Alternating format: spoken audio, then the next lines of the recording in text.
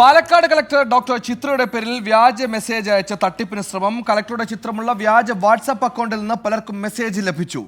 Collector cyber സെല്ലിന് പരാതി നൽകി. നിഖിൽ പ്രമേഷ് പാലക്കാട് നിന്ന് ചേർന്നു. നിഖിൽ, കളക്ടർക്കും രക്ഷയില്ലല്ലേ? പണം ആവശ്യപ്പെട്ടാണോ മെസ്സേജ്?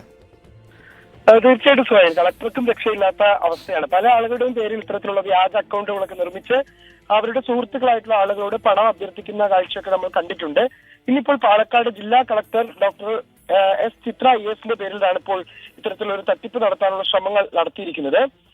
കളക്ടർ തന്നെ ഫേസ്ബുക്കിൽ പങ്കുവച്ചിട്ടുള്ള ഇതിൽ നമുക്ക് കാണാൻ കഴിയും, പോസ്റ്റിൽ നമുക്ക് കാണാൻ കഴിയും, ജില്ലാ കളക്ടർ എഴുതുന്ന വ്യാജേന പലരുടെയും ഫോണിലേക്ക് ഇത്തരത്തിലുള്ള മെസ്സേജുകളും വാട്സാപ്പ് കോളുകളും വരുന്നതായി ശ്രദ്ധയിൽപ്പെട്ടിട്ടുണ്ട്. പണം ആവശ്യപ്പെടുകയാണ് ഇവരുടെ ലക്ഷ്യമെന്ന് മനസ്സിലാക്കുന്നു.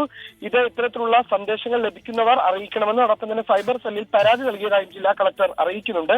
അവരുടെ ഫേസ്ബുക്കിൽ തന്നെ ഇതുമായി ബന്ധപ്പെട്ട ഒരു വിവരം പങ്കുവച്ചിട്ടുണ്ട്. നമുക്ക് ഈ അക്കൗണ്ട് കാണാൻ കഴിയും. ചിത്ര IAS ചിത്രമടക്കം ഉപയോഗിച്ചുകൊണ്ട് കളക്ടറാണ് എന്ന് തോന്നിപ്പിക്കുന്ന തരത്തിലാണ് പരിചയക്കാരായ ആളുകൾക്ക് ഇത്തരത്തിൽ സന്ദേശം അയക്കുന്നത്. പലരും അതിനോട് റെസ്പോണ്ട് ചെയ്യുന്നുമുണ്ട്.